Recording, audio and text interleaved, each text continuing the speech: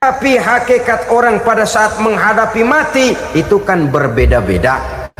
Ada yang matinya itu gampang sekali, persis orang tidur saja, tidak nampak gelisah, tidak bikin susah yang hidup, tidak gelimpangan di tempat tidur, persis seperti orang mau tidur saja.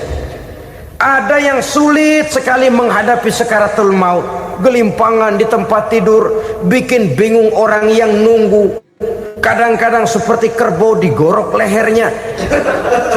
Saudara-saudara, sulit menghadapi sakaratul maut. Oleh karena itu Rasulullah sallallahu alaihi wasallam sering beliau itu kalau berdoa membaca Allahumma hawin alayya fi sakaratil maut. Ya Allah, mudahkan saya di dalam menghadapi sakaratul maut. Rasulullah saja, saudara, orang yang ibadahnya paling banyak, orang yang hatinya paling bersih, orang yang akhlaknya paling luhur, masih berdoa semacam ini, mohon dimudahkan oleh Allah agar mudah menghadapi sakaratul maut. Apalagi kita, terus terang kita ini paling-paling kelas mukhtalid, bangsa ama pahala mau ama dosa doyan. Lebih perlu lagi menghadapi sakaratul maut, sehingga apabila malaikat maut datang menjemput nyawa kita, dimudahkan, jangan dibikin sulit, supaya mudah. Jadilah orang baik-baik. Biasanya kalau banyak yang mati, malaikat maut juga kali main-mainin dulu tuh orang, utak-atik, ditakut-takutin dan segala macam. Saudara hadirin yang saya hormati, maka menghadapi sakaratul maut ini merupakan kunci. Apakah seseorang bisa husnul khatimah atau bisa su'ul khatimah? Salah satu jalan untuk memudahkan diri menghadapi sakaratul maut, melaksanakan puasa sunnah di bulan Zulhijjah ini. Yang ketujuh, ad-diya'u li zulumati qabrihi, diberikan terang di alam kuburnya. Kubur, saudara tahu, saudara tentu sering lihat orang dimasukkan ke liang lahat, ditutup dengan papan, dinding ari kata kita di kampung, lalu diuruk lagi dengan tanah. Dalamnya liang lahat, gelapnya liang lahat, gelapnya diuruk dengan tanah, gelapnya di dalam kubur, tiga gelap yang menjadi satu. Bapak moyangnya gelap.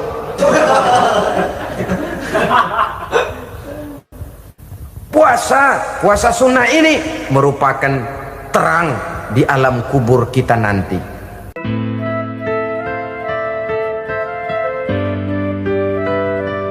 Assalamualaikum warahmatullahi wabarakatuh. Alhamdulillahi rabbil alamin,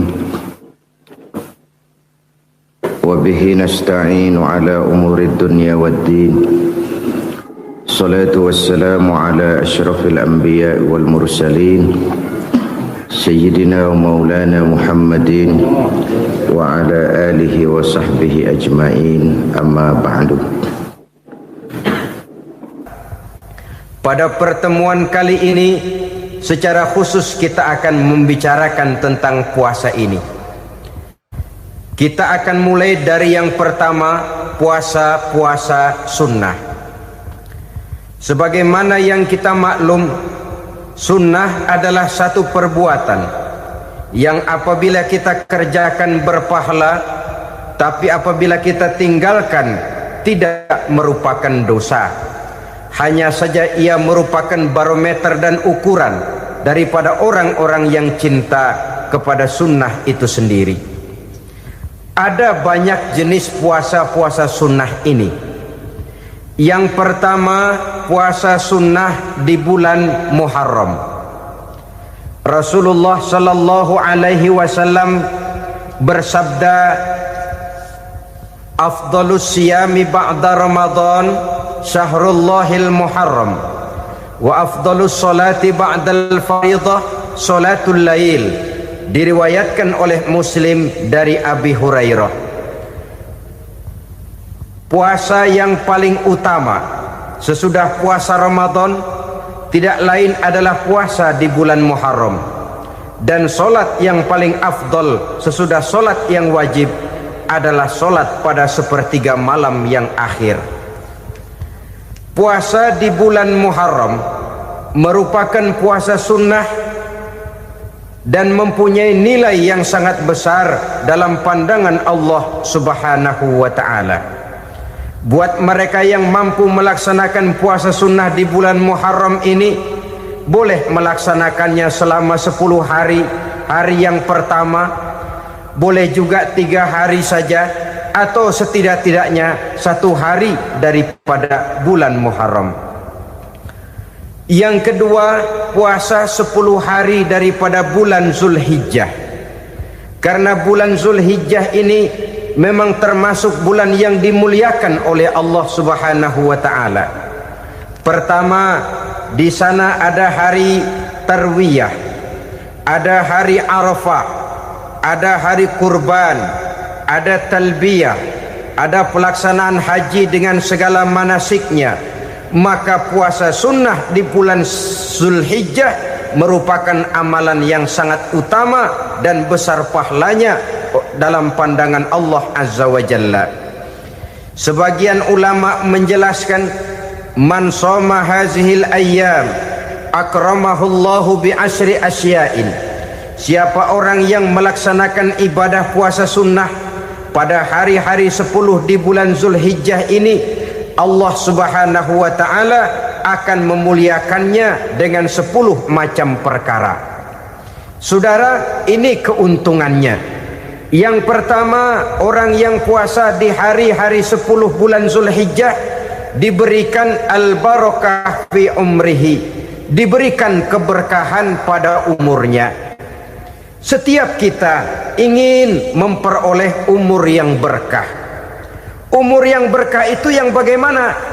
Apa yang jumlahnya panjang? Mungkin. Tetapi yang jelas, umur yang berkah ini adalah umur yang bisa dipertanggungjawabkan di hadapan Allah Subhanahu wa ta'ala. Artinya, umur yang diisi penuh dengan kebajikan, umur yang diisi dengan segala macam kegiatan ibadah, dan umur yang dengan demikian sungguh pun kita sudah mati, jasad terkubur dalam tanah, nama kita akan tetap hidup, dikenal orang oleh karena kebajikan yang kita kerjakan. Saya kira akan lebih merupakan azab ketimbang nikmat kalau orang diberikan umur panjang tapi hanya untuk menumpuk-numpuk dosa saja. Kan lebih baik mana? Umur pendek banyak pahala, umur panjang banyak dosa. Lebih baik mana? Hah?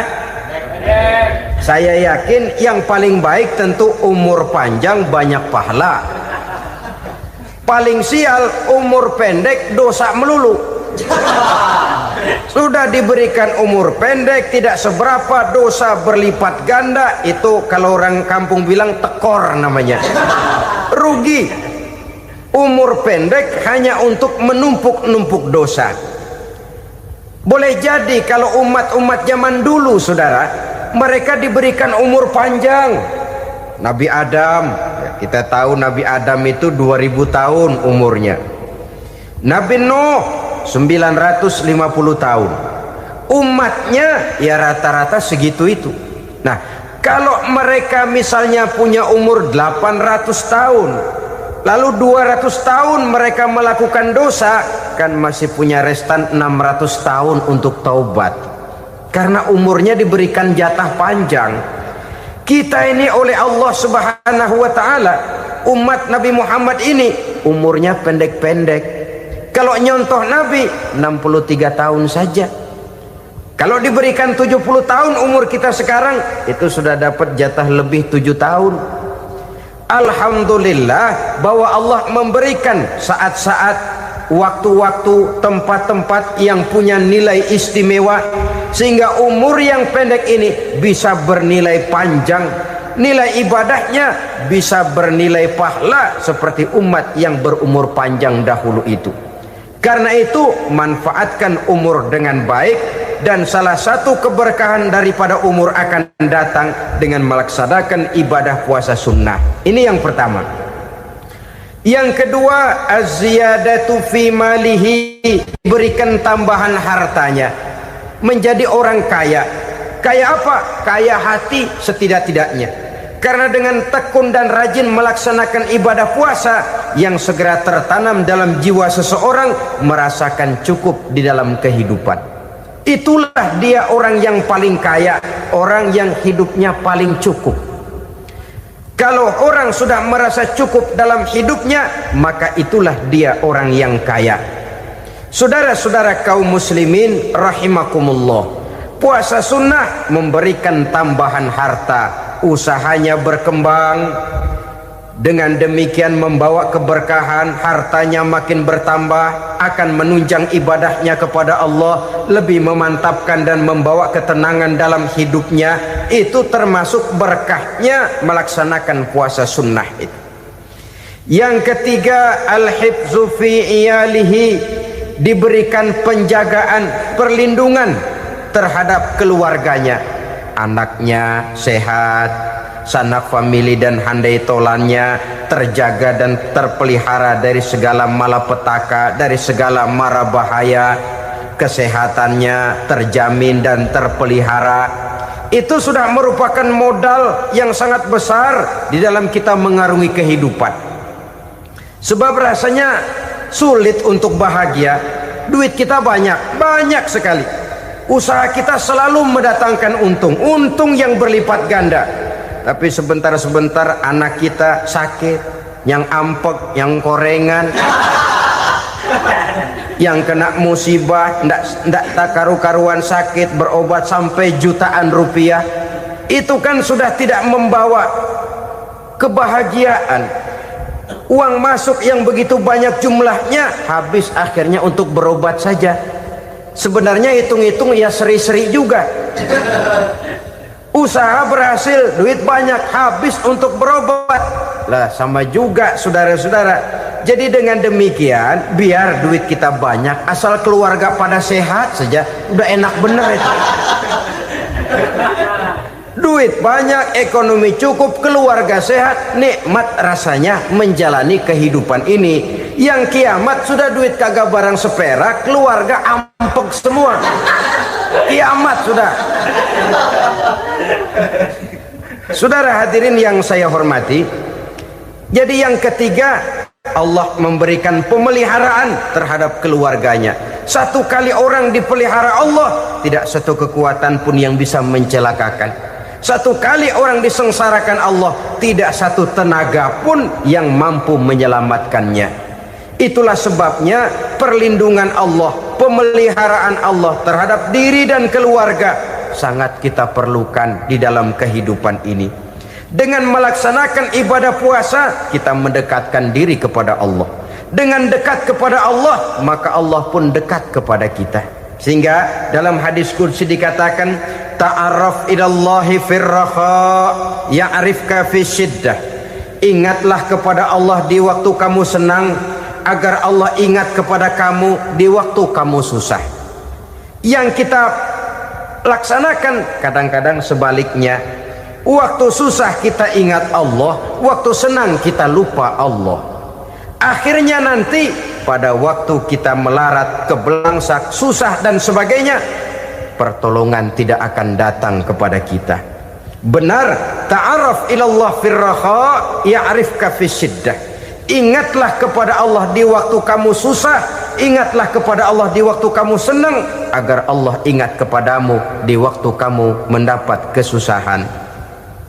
Umumnya watak manusia memang kalau sudah dapat susah, ingat kepada Allah.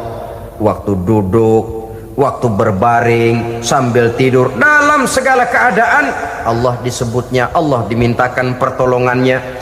Tapi dikala dia berada pada posisi di atas angin, merasa senang, bahagia, Allah terlupakan. Saudara-saudara kaum muslimin, itu yang ketiga. Yang keempat, at-takfiru li sayyiatihi, orang yang melaksanakan puasa sunnah itu diampuni segala dosa dan kesalahan yang telah dilakukannya. Dan yang kelima, atad'ifu li hasanatihi, diberikan balasan yang berlipat ganda dari segala kebaikan yang dikerjakannya. 1 berbalas 7, 7 bisa berbalas 10, 10 masih berbalas 100, masih ditambah dengan wallahu yudha'ifu liman yasha. Allah melipat gandakan pahala orang-orang yang dikehendakinya. Maka carilah satu kebaikan yang apabila kita kerjakan, dosa akan dihapus dan nilai pahalanya menjadi berlipat ganda. 1 kali kita bekerja, 2-3 pulau bisa kita raih dan kita jangkau. Yang keenam, orang yang melaksanakan puasa sunnah di bulan Zulhijjah, at-tashil li sakarati mautihi, diberikan kemudahan pada saat menghadapi sakaratul maut. Maut a mysterious problem. Dia adalah pintu yang setiap orang pasti akan memasukinya. Bahwa mati adalah mati, itu semua kita tahu. Tapi hakikat orang pada saat menghadapi mati itu kan berbeda-beda. Ada yang matinya itu gampang sekali, persis orang tidur saja, tidak nampak gelisah, tidak bikin susah yang hidup, tidak gelimpangan di tempat tidur, persis seperti orang mau tidur saja. Ada yang sulit sekali menghadapi sakaratul maut, gelimpangan di tempat tidur, bikin bingung orang yang nunggu. Kadang-kadang seperti kerbau digorok lehernya. Saudara-saudara, sulit menghadapi sakaratul maut. Oleh karena itu Rasulullah sallallahu alaihi wasallam sering beliau itu kalau berdoa membaca Allahumma hawin alayya fi sakaratil maut. Ya Allah, mudahkan saya di dalam menghadapi sakaratul maut. Rasulullah saja, saudara, orang yang ibadahnya paling banyak, orang yang hatinya paling bersih, orang yang akhlaknya paling luhur, masih berdoa semacam ini. Mohon dimudahkan oleh Allah agar mudah menghadapi sakaratul maut. Apalagi kita, terus terang kita ini paling-paling kelas muhtalid, bangsa sama pahala mau sama dosa doyan. Lebih perlu lagi menghadapi sakaratul maut, sehingga apabila malaikat maut datang menjemput nyawa kita, dimudahkan, jangan dibikin sulit, supaya mudah. Jadilah orang baik-baik. Biasanya kalau banyak yang mati, malaikat maut juga kali main-mainin dulu tuh orang, utak-atik, ditakut-takutin dan segala macam. Saudara hadirin yang saya hormati, maka menghadapi sakaratul maut ini merupakan kunci.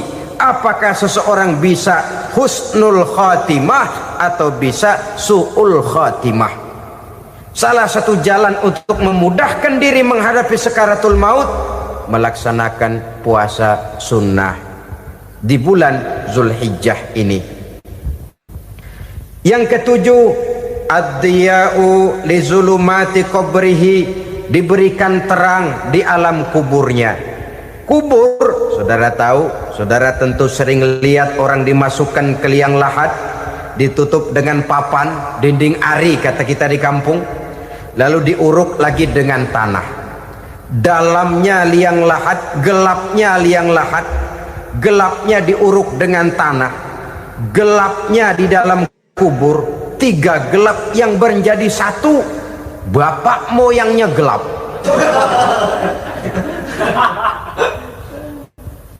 Puasa sunnah ini merupakan terang di alam kubur kita nanti. Yang kedelapan, at-tasqil limizanihi, diberikan keringanan pada timbangan di hari akhirat nanti. Bahwa setelah dibangkitkan dari kubur, setiap kita akan menghadapi perhitungan, akan ditimbang segala macam kebaikan dan segala macam kejahatan yang pernah kita lakukan di dalam kehidupan. Orang yang melaksanakan ibadah puasa sunnah at-tasqilu li mizanihi, diberikan keringanan timbangan hari akhiratnya nanti. Yang kesembilan, an-najah minal bala, diberikan keselamatan dari segala macam bencana. Dan yang ke-10, as-su'ud ala darajatihi, diberikan ketinggian, naik derajatnya, derajat di dunia, lebih-lebih lagi derajat di akhirat nanti. Ini keutamaan yang diberikan Allah Subhanahu wa ta'ala kepada mereka yang melaksanakan ibadah puasa 10 hari di bulan Zulhijjah menurut penjelasan sebagian dari para ulama kita. Jadi setelah puasa Muharram ada lagi puasa Zulhijjah. Kemudian puasa sunnah yang ketiga, puasa sunnah pada hari Senin dan hari Kamis.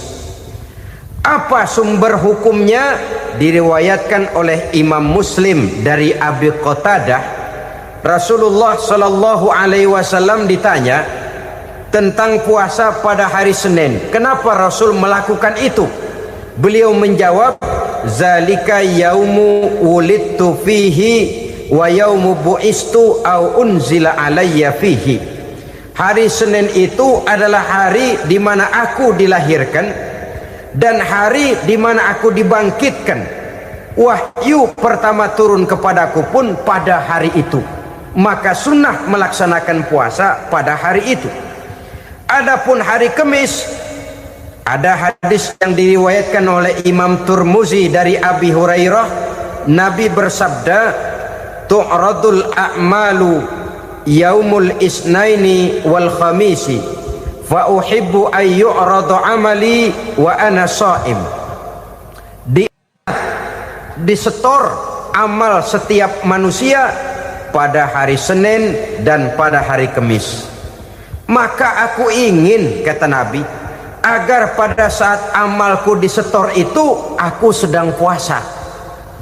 Jadi malaikat itu menurut riwayat ini mencatat dan menyetorkan catatan amalan seseorang pada hari Senin, hari Kamis. Tiap hari Senin amalan kita disetor oleh malaikat. Catatan terakhir tentu yang sedang kita kerjakan, sehingga yang masuk daftar, saya tinggalkan orang ini, dia sedang puasa, karena naik catatan amalnya pada hari Senin. Kamis diangkat lagi, catatan paling akhir, saya tinggalkan orang ini, dia sedang puasa. Itu makna fa uhibbu ayyurada amali wa ana shaim. Aku senang kalau pada saat amalku disetor, catatan paling akhir aku lagi puasa. Satu keistimewaan. Alangkah celaka tiap amalan disetor kita sedang berbuat jahat. Senin, Kamis, teler, mabok, judi. Tiap amalan disetor, catatan akhirnya saya tinggalkan si fulan lagi teler. Laporan Senin. Kamis laporan lagi, saya tinggalkan si fulan lagi mirip kartu. Saudara hadirin yang saya muliakan, alangkah jeleknya catatan kita. Oleh karena itu sunnah puasa pada hari Senin dan hari Kamis. Ini amalan sunnah, saudara-saudara. Dan oleh karena ini amalan sunnah, sebagian ulama memberikan penjelasan, walaupun lupa niat, kalau sudah malam itu lupa niat, boleh niatnya sudah siang puasa sunnah ini, dengan catatan dari pagi belum makan apa-apa. Malam saudara lupa, tahu-tahu ingat ini hari Senin, ini hari Senin, dah jam 10, niatlah jam 10 itu, sah puasanya asal dari pagi belum makan apa-apa. Tapi kalau sudah dapat 2 piring baru niat, jam 10 itu lain, ngojek namanya. Jadi puasa sunnah yang ketiga, puasa pada hari Senin dan hari Kamis. Yang keempat, puasa jenis sunnah yang keempat, puasa 6 hari di bulan Syawal. Diriwayatkan oleh Imam Muslim dari Abi Ayyub bahwa Nabi bersabda, man shoma ramadhana summa atba'ahu sittan min Syawal kana kasyamid dahri.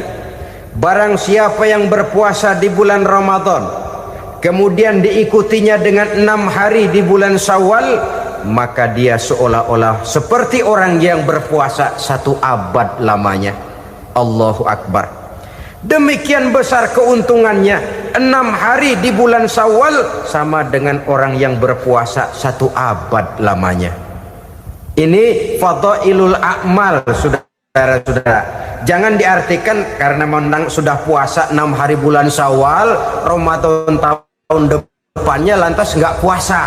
Kenapa? Ukurannya sudah 1 abad. Bukan itu pengertiannya. Ini mendorong orang memberikan ganjaran pahala yang sedemikian besar. 6 hari setelah Ramadan, artinya di bulan Syawal. Tidak pada hari pertama Syawal karena haram hukumnya berpuasa pada hari fitri itu. 6 hari di bulan Syawal. Tinggal lihat yang mampunya saja.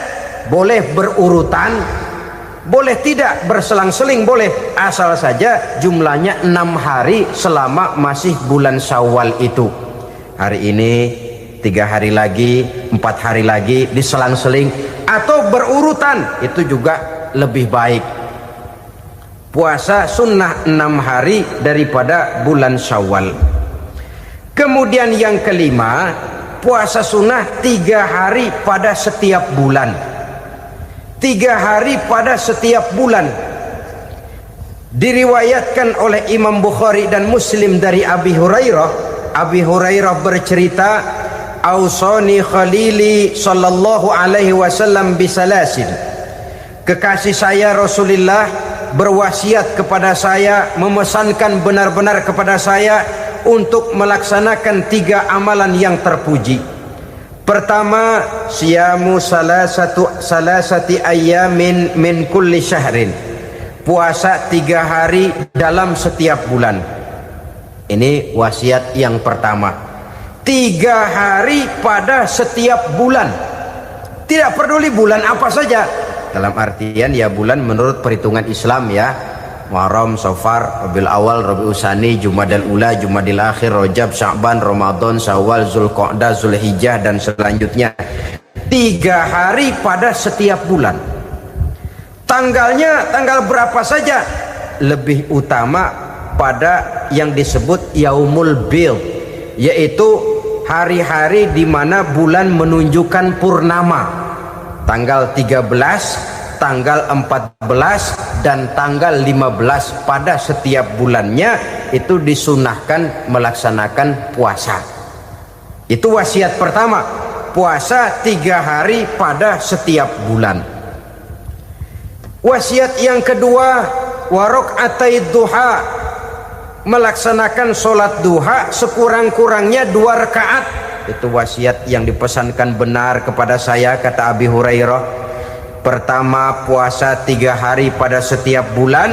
Yang kedua, usahakan jangan meninggalkan 2 rakaat minimal daripada sembahyang duha. Kita tahu sembahyang duha itu sembahyang sunnah di waktu pagi seketika matahari naik sepenggalahan. Sekurang-kurangnya 2 rakaat, sebanyak-banyaknya 8 rakaat. Di antara fadilah atau keutamaan daripada sholat duha ini yaitu menyangkut masalah rezeki dan usaha. Kemudian wasiat yang ketiga, wa an utira qabla an anama. Beliau sangat berwasiat kepada saya untuk sholat witir sebelum tidur. Artinya sholat malam sebagai amalan sunnah di dalam kehidupan kita. Jadi saudara-saudara, dalam hidup ini kita akan selalu berbentur dengan keperluan. Kalau pada satu saat kita sudah sampai kepada tahap berpikir ini keperluan saya, tentu hal-hal semacam ini akan kita kerjakan. Kita belum tergerak melaksanakan ini semua oleh karena barangkali kita merasa belum memerlukannya. Karena itu marilah kita berusaha di samping melaksanakan puasa yang wajib juga melaksanakan puasa yang sunnah di dalam kehidupan kita. Ini jenis puasa-puasa yang sunnah. Kemudian yang kedua, ada macam puasa yang disebut puasa nazar. Hukum pelaksanaannya wajib apabila nazarnya sudah terwujud. Puasa nazar, puasa yang dikaitkan dengan suatu persoalan. Umpamanya, kalau saya lulus ujian, saya akan puasa 1 minggu lamanya. Begitu ujiannya ternyata lulus, dia wajib bayar nazarnya. Puasa 7 hari, tidak lagi sunnah tapi wajib karena dia nazarkan. Asal saja tidak sah nazar kepada yang makruh, apalagi kepada yang haram. Umpamanya nazar, kalau tembus 6 nomor mau puasa 3 hari. Itu nazar semacam itu bukan saja tidak sah tapi haram hukumnya. Tidak boleh nazar kepada yang makruh apalagi kepada yang haram. Jadi apabila maksud yang sudah kita niatkan tercapai, wajiblah nazar itu dibayar, yaitu kalau nazarnya sunnah melaksanakan ibadah puasa. Saudara-saudara kaum muslimin rahimakumullah. Jenis puasa yang ketiga kita kenal dengan puasa wajib, dan ini kita laksanakan pada bulan suci Ramadan. Tentang teknis pelaksanaan ibadah puasa di bulan Ramadan sudah pernah saya bicarakan pada pertemuan tentang Ramadan dan Idul Fitri. Pada kesempatan ini saya hanya ingin mengajak bahwa di dalam melaksanakan ibadah puasa Ramadan ini, marilah kita mengadakan evaluasi. Kenapa demikian? Barangkali secara jujur, walaupun agak berat, saya masih harus berkata, masih banyak di antara kita umat Islam yang di dalam melaksanakan suatu ibadah terjebak dalam rutinitas ritual. Apa itu rutinitas ritual? Itu bahasa susah. Berhubung saya tidak ingin bicara yang susah-susah, kita bicara yang mudah-mudah saja. Maksud saya, banyak di antara kita umat Islam yang di dalam melaksanakan suatu ibadah itu hanya dengan prinsip asal sekadar gugur kewajiban saja. Akibatnya, sampai sejauh mana ibadah itu berhasil membentuk kepribadian diri kita, kita jarang mengadakan evaluasi dan penilaian. Solat yang penting gugur kewajiban, puasa yang penting sudah gugur kewajiban, haji yang penting sudah gugur kewajiban. Maka jangan heran kalau itu yang jadi prinsip, ibadah lantas tidak punya dampak dalam membentuk kepribadian diri. Banyak orang yang rajin sholat tapi munkarnya jalan terus. Sampai kadang-kadang kita bingung, yang sembahyang dia, yang nyolong dia. Puasanya kelihatannya tekun tapi tidak punya kepekaan sosial. Sama yatim piatu bersifat masa bodoh, sama fakir miskin malah gemes. Tidak lantas tumbuh kepekaan sosial walaupun dia sudah ikut merasakan tidak enaknya lapar dan haus. Ada juga yang sudah haji 4-5 kali mondar-mandir Jakarta Mekah, tapi gaya hidupnya tetap seperti katak di kolong tempurung, picik, sempit pandangan, dangkal hati, tidak terbuka walaupun sudah melihat Islam dalam skala internasional. Yang dia lihat, yang dia saksikan, yang dia pandang tidak sanggup menggugah dan mengubah jiwanya, tidak bisa mewarnai pandangan hidupnya. Inilah akibatnya kalau ibadah hanya dikerjakan dengan prinsip asal sekadar gugur kewajiban.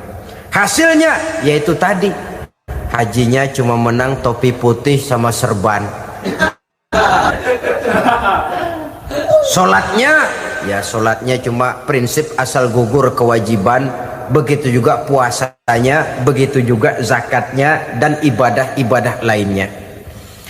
Bukan tanpa satu maksud.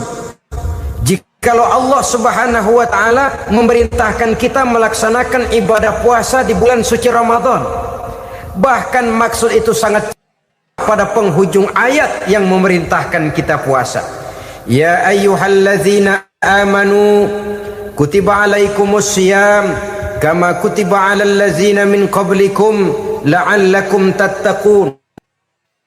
Orang yang beriman diwajibkan atas kamu berpuasa, telah diwajibkan juga kepada orang-orang yang sebelum kamu, la'allakum tattaqun, agar kamu dengan puasa itu menjadi manusia yang bertakwa kepada Allah Subhanahu wa taala.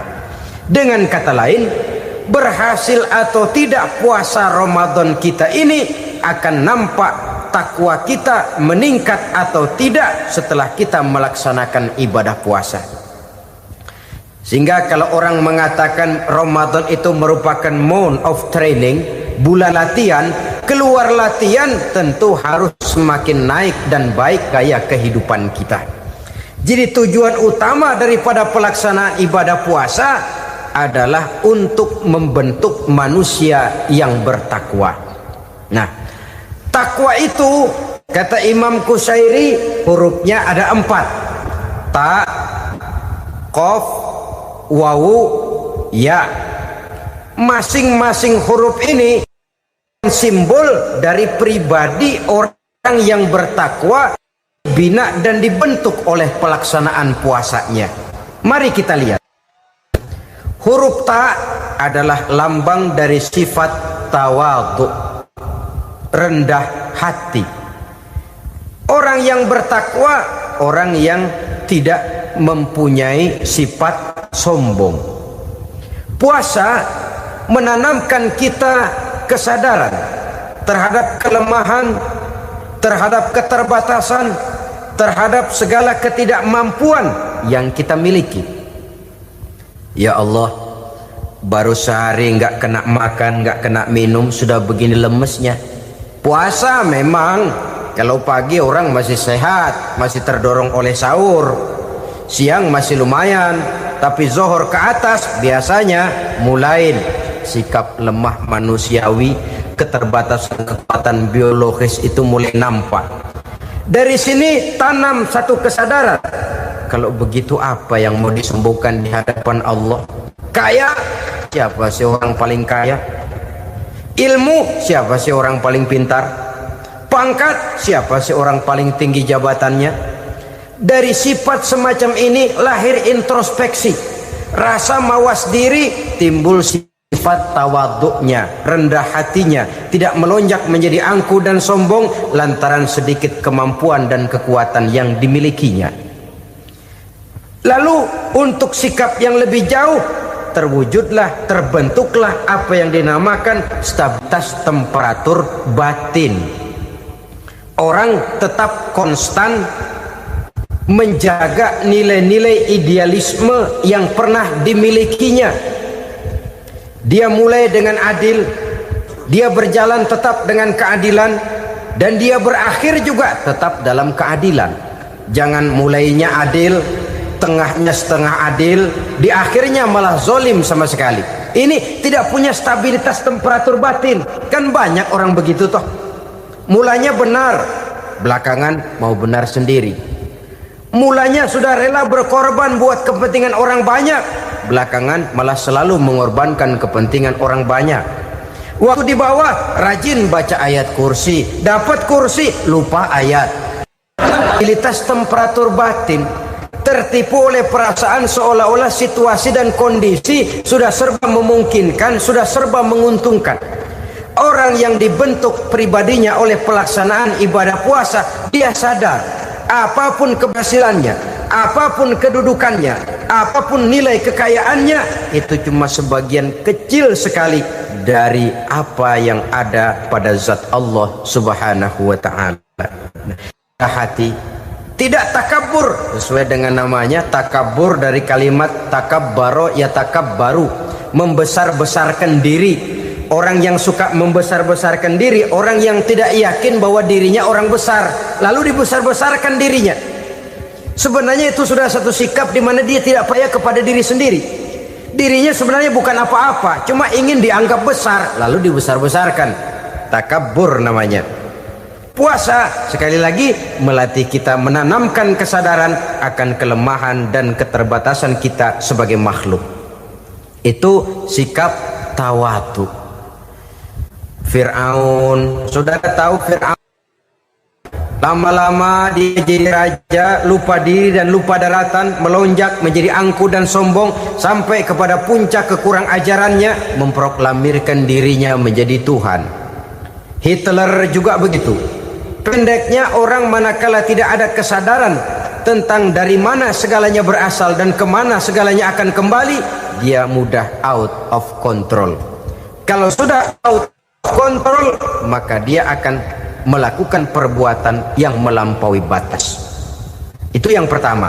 Jadi orang takwa, orang yang rendah hati, salah satu tujuan daripada pelaksanaan ibadah puasa menanamkan sikap rendah hati. Dari sikap rendah hati ini yang timbul lalu apa? Kepekaan sosial. Kalau saya puasa, saya sudah merasakan bagaimana tidak enaknya lapar. Saya sudah merasakan bagaimana tidak enaknya haus. Tapi bagaimanapun, saya lapar cuma sebentar, saya haus cuma sebentar. Selesai maghrib, lapar saya hilang, haus saya hilang. Bagaimana yatim piatu, orang-orang tua jompo yang perlu santunan, orang-orang miskin yang terkapar di kolong-kolong jembatan, yang tiap hari merasakan perasaan seperti ini tanpa tahu kapan hidup dan nasibnya akan berubah. Tidur beratapkan langit, berselimut koran. Kalau demikian, saya ini beruntung. Kalau demikian, apa yang bisa saya lakukan untuk mereka? Kepekaan sosial ini lalu timbul dalam apa yang orang sekarang namakan solidaritas kesetiakawanan sosial. Hidup tidak hanya untuk kepentingan diri dan perutnya sendiri saja, tapi mau menolong, mau membantu orang yang memang memerlukan bantuan dan pertolongan itu sendiri. Jangan setelah tahu lapar tidak enak, haus tidak enak, tapi kita tidak mau tenggang rasa, tidak mau timbang rasa. Begini loh tidak enaknya lapar, begini loh tidak enaknya haus. Ini terjadi pada diri saya masih mampu, masih berbuka puasa. Bagaimana yang tiap hari merasakan seperti ini? Tidak Ramadan, tidak Syawal, tidak Zulqa'dah, tidak Zulhijjah, selalu kelaparan dan kehausan. Dari sana timbul kepekaan sosial. Lalu lahirlah sikap pemurah, dermawan, mau menoleh ke kiri dan ke kanan. Bahkan Al-Quran itu sampai mengancam betul. Ara'aital ladzi yukadzibu bid-din fadzalikal ladzi yad'ul yatim wa la mendustakan agama. Islam mendustakan Islam. Salat dia tapi mendustakan salat. Puasa dia tapi mendustakan puasa. Siapa mereka itu? Fadzalikal ladzi yad'ul yatim. Merekalah orang-orang yang meninggalkan anak-anak yatim. Wa la yahuddu ala ta'amil miskin, dan tidak pernah memberi pertolongan, tidak memerintahkan memberi makan kepada fakir miskin, walaupun dia berada pada posisi dan kondisi yang memang dia mampu. Nah, kalau dia tidak mampu itu lain soal. Dia mampu, dia tahu dan dia diam saja. Itu termasuk yukadzibu biddin. Orang-orang yang mendustakan agama. Berlindung kita kepada Allah, jangan sampai termasuk ke dalam kelompok itu. Yang kedua saudara, huruf takwa itu qaf. Qaf adalah lambang dari sifat qanaah. Qanaah artinya merasa cukup.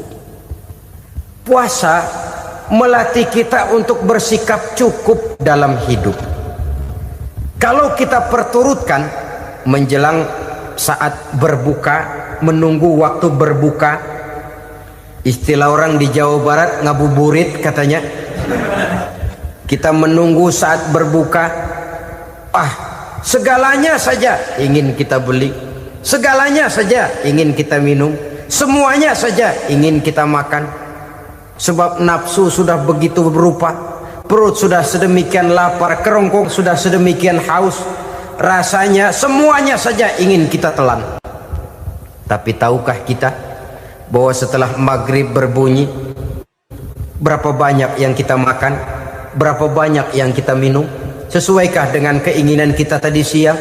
Tadi siang semuanya ingin kita makan, tadi siang semuanya ingin kita minum. Setelah berbuka, berapa banyak yang kita makan, berapa banyak yang kita minum? Itulah kehidupan. Segalanya ingin kita kuasai, segalanya ingin kita punyai, tapi berapa sih yang benar-benar kita perlukan? Maka orang kaya adalah orang yang hidupnya cukup. Orang miskin hakikat yang selalu merasa kurang. Bagaimanapun besar rumah, banyak uang kita, berpuluh kendaraan kita, kalau hidup selalu merasa kurang, itu artinya kita masih miskin. Maka jikalau ingin menjadi orang kaya, kuncinya hakikatnya cuma satu, hati kita merasa cukup dengan yang diberikan Allah, bersyukur atas segala nikmatnya, dan dengan syukur itu, nikmat itu akan ditambah oleh Allah Subhanahu wa ta'ala. Puasa menimbulkan sifat qanaah, dan qanaah adalah watak daripada orang-orang yang bertakwa kepada Allah Subhanahu wa ta'ala. Persis seperti orang minum air laut, makin diminum makin haus, makin diminum makin kering tenggorokan. Begitulah orang berhadapan dengan materi. Tadinya dia akan senang kalau dia merasa punya tanah ratusan hektar. Sudah ratusan hektar tidak cukup, ngelamun lagi, alangkah nikmatnya kalau bisa beli gunung. Gunung dibeli. Sudah punya gunung, lihat laut, aduh kalau laut juga bisa dibeli, beli lagi laut. Sudah punya laut, lihat ke atas, langit ada yang jual apa enggak ya?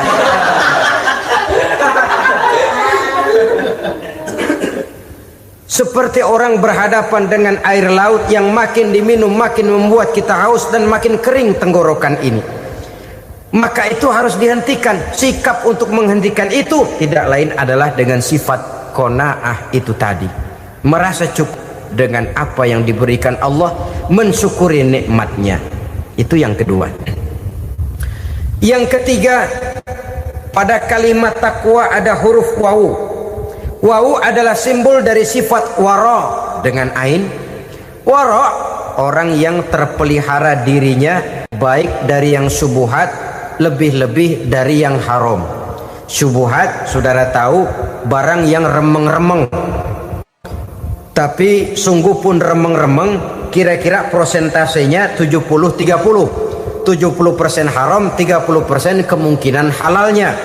Maka yang syubhat lebih baik dijauhi daripada diambil. Orang yang punya kepribadian wara, dirinya terpelihara, jangankan dari yang haram, dari yang syubhat saja dia sanggup menjaga dan memelihara dirinya. Oleh karena itu saya heran kalau orang di bulan Ramadan dia sanggup menjaga diri di waktu siang dari jenis makanan yang halal, dari jenis minuman yang haram. Ada tahu nganggur di meja siang, enggak dia makan. Ada air teh nganggur di meja siang, enggak dia makan. Padahal itu jenis makanan dan minuman yang halal. Tapi ketika datang maghrib, dia berbuka dengan makanan yang dibeli dari uang yang dihasilkan dengan cara yang haram. Bukankah itu sesuatu yang terbalik? Bukankah dengan demikian sudah tidak lagi menimbulkan sikap yang bisa memelihara dan menjaga kepribadian diri? Orang yang membiasakan diri terpelihara dari yang syubhat apalagi yang haram, maka baik yang dipakainya, yang diminumnya, yang dimakannya terdirilah dari barang-barang yang baik yang dihalalkan oleh agama. Wara. Kemudian yang keempat, pada huruf kalimat takwa ada huruf yakin. Huruf ya simbol dari sifat yakin. Orang yang puasa dibentuk kepribadiannya mempunyai satu keyakinan yang tangguh, dan keyakinan adalah ciri daripada orang yang takwa. Kita lihat yang dipanggil melaksanakan ibadah puasa ini kan iman. Karena memang sulit untuk melaksanakan puasa kalau tidak iman yang jadi dasar. Setidaknya seperti sudah pernah saya sampaikan, ibadah puasa ini memang sulit terkena penyakit show. Kalau kita sholat barangkali terangsang karena kelihatan orang lain. Kalau kita pergi haji mungkin jadi sugesti karena orang banyak tahu. Kalau kita bayar kita jadi terangsang karena banyak orang lihat. Tapi kalau sudah puasa, puasa itu kan yang tahu cuma kita dan Allah saja. Ya, kita sholat, orang lain lihat, kita jadi rada semangat. Kita pergi haji, orang lain banyak ngantar, kita semangat. Kita bayar zakat, orang lain banyak saksikan, kita bersemangat. Tapi kita puasa, siapa yang mau nyaksiin kita puasa? Siapa yang mau memuji kita puasa? Siapa yang mau menyanjung kita puasa? Itu cuma urusan kita dan Allah. Oleh karenanya, dasar daripada pelaksanaan ibadah yang haus tenggorokan, segalanya jadi nikmatan. Tidak ada kerja yang lebih indah selain kerja yang didasarkan kepada satu keyakinan bahwa yang kita kerjakan itu adalah sesuatu yang benar. Dalam hal ini sesuatu yang diperintahkan oleh Allah Subhanahu wa taala kepada kita. Saudara-saudara kaum muslimin rahimakumullah. Demikianlah titik evaluasi kita. Jangan berpuasa hanya dengan prinsip asal sekadar menggugurkan kewajiban saja, yang akan berakibat Ramadan tahun ini berakhir begitu, Ramadan terjebak menjalani rutinitas ritualnya saja. Bahkan kadang-kadang yang nyata betul, Nabi menganjurkan tingkatkan ibadah pada 10 hari yang akhir di bulan Ramadan, tanggal 20 sampai akhir Ramadan. Yang kita praktekkan malah kegiatan ibadah kita justru menurun pada 20 Ramadan yang akhir. Coba lihat 20 Ramadan ke atas, itu pasukan tarawih paling kelas 60-70 tahun ke atas. Kemana yang lain? Sudah berpikir menghadapi lebaran, berpikir pulang mudik, berpikir macam-macam. Akibatnya konsentrasi ibadah lalu buyar. Dianjurkan Rasul tingkatkan ibadah pada 10 hari yang terakhir. Kita malah makin ke akhir makin lancip.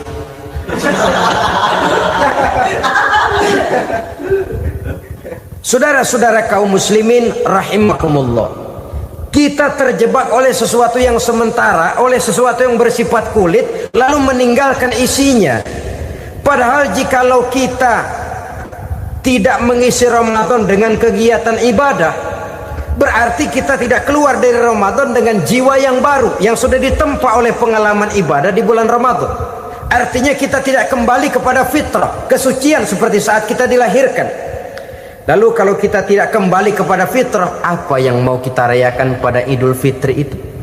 Di mana letak kegembiraan kita? Di mana letak kebahagiaan hati? Kembalikah kita kepada fitrah? Tidak. Benarkah puasa yang kita kerjakan? Kelihatannya juga tidak. Adakah dampak dari pelaksanaan ibadah dalam pribadi kita? Tidak. Kadang-kadang Ramadan selesai malah teriak merdeka.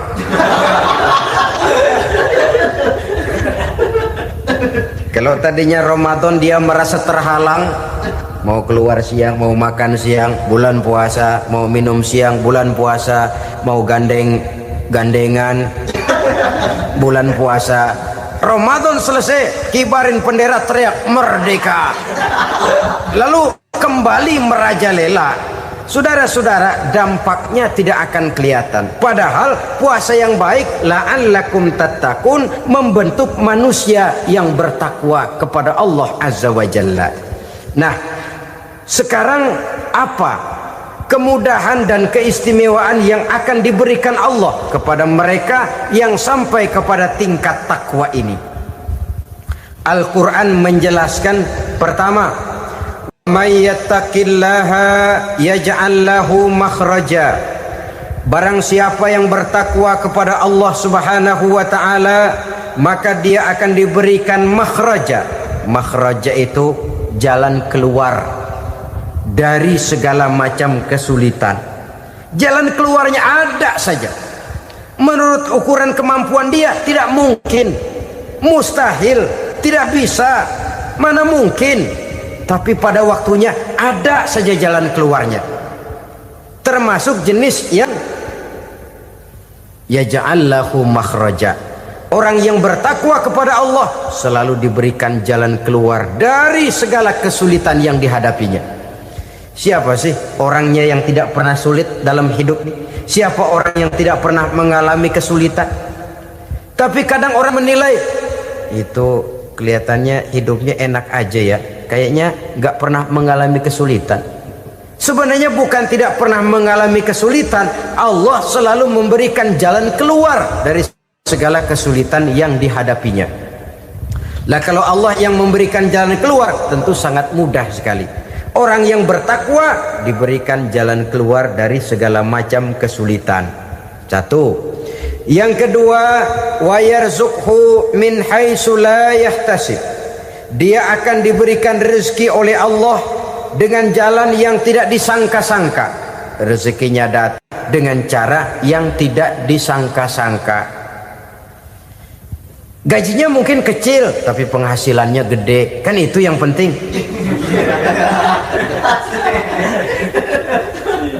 Gaji dan penghasilan kan lain tuh. Boleh jadi gaji kecil asal penghasilan gede, kan nikmat hidup itu. Nah, penghasilan ini ada yang bisa kita perkirakan. Bisa kita perkirakan. Misalnya gaji itu tadi. Kalau saya kerja, gaji saya begini. Ada rezeki yang masuk min haitsu la yahtasib. Tidak kita sangka-sangka, tidak kita duga-duga, tahu-tahu ada saja rezeki. Datang orang bawa persoalan yang mendatangkan hasil. Sebab rezeki, jodoh, maut memang seperti bayangan. Kita uber-uber dia lari, kita diem dia diem.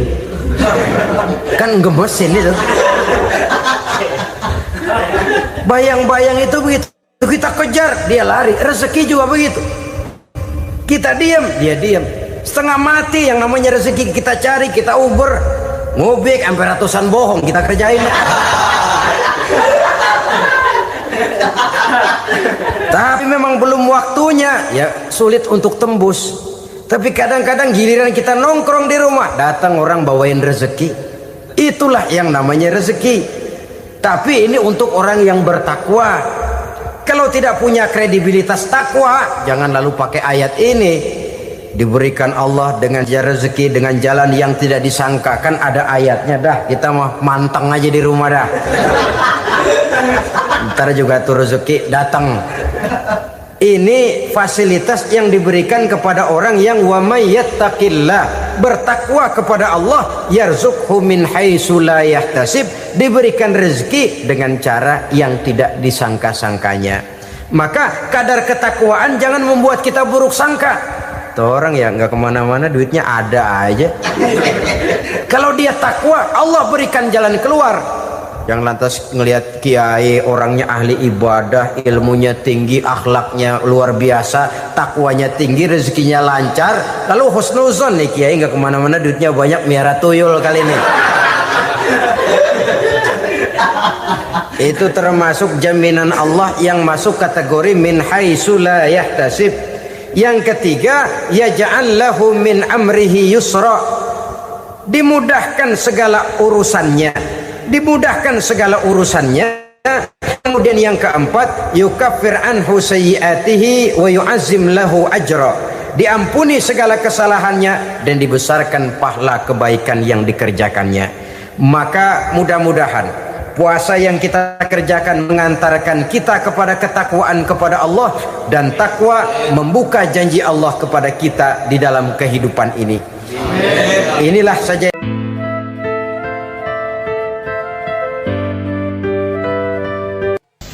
Bapak-bapak, ibu-ibu, saudara-saudara kaum muslimin rahimakumullah.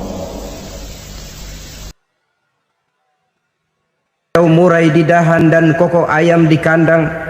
Dunia ini penuh dengan berbagai macam kesibukan. Sejak dari petani yang turun ke ladang, pedagang yang berangkat ke pasar, pelajar yang menuju sekolah, sampai kepada pegawai yang berangkat ke kantor, seluruhnya tidak lain untuk mencari sesuatu yang bernama bahagia. Setiap orang menginginkan kebahagiaan, dan tidak seorang pun menginginkan kesengsaraan dalam kehidupan ini. Namun nyatanya tidak setiap orang yang ingin bahagia mengetahui jalan yang harus ditempuhnya untuk sampai kepada kebahagiaan itu. Maka pada kesempatan pertemuan kali ini, saya ingin menyampaikan sebuah hadis dari junjungan kita baginda Nabi besar Muhammad sallallahu alaihi wasallam yang termuat dalam kitab Mukhtarul Ahadits An-Nabawiyah, di mana beliau bersabda, arba'un min sa'adatil mar'i. Ada 4 perkara yang merupakan tanda dari orang bahagia. Saya mau tanya, di antara saudara-saudara yang hadir di sini, apa ada yang kepengen jadi orang sengsara? Seluruhnya tentu ingin mendapatkan kebahagiaan. Maka menurut resep dari Nabi kita, tanda orang bahagia itu 4. Jadi kalau saudara ingin bahagia, harus mempunyai 4 perkara ini. Yang pertama, orang bahagia itu kata Nabi, darun wasi'un. Punya rumah biar bagus asal gede. Enak ngaturnya, daripada sudah punya rumah kecil, adanya di pinggir kali, gubuk, kalau hujan bocor, miring lagi, kiamat. Loh, kalau gitu Islam materialis dong. Hadis ini boleh diartikan dengan makna hakiki, arti yang sebenarnya. Boleh diartikan dengan makna majazi, arti kiasan. Kalau dia diartikan dengan arti kias, maka yang dimaksud darun wasi'un ay qalbun wasi'un. Rumah yang luas tidak lain daripada hati yang lapang. Karena di situ kunci kebahagiaan yang sebenarnya. Walaupun kita cuma tinggal di petak berukuran 2 kali 3 meter, kalau hati kita luas-luas rasanya rumah itu. Tapi biar rumah kita halamannya saja puluhan ribu hektar, ada kolam renangnya, kamar tidurnya tidak lagi terhitung. Kalau hati yang menempati rumah itu sempit, maka akan terasa sempit jugalah rumah itu. Tempat bergantungnya tidak lain adalah hati. Marilah kita mencoba melihat berbagai pandangan orang tentang bahagia ini. Ada orang menyangka bahwa bahagia itu kalau dia mendapatkan harta yang sebanyak-banyaknya. Siapa yang banyak harta, dialah raja. Apa yang dia mau, seluruhnya bisa dibeli. Keamanannya, dia bisa menyewa petugas. Seluruh fasilitas untuk menyenangkan kehidupannya bisa dibeli. Pendeknya, hartalah segala-galanya dalam kehidupan.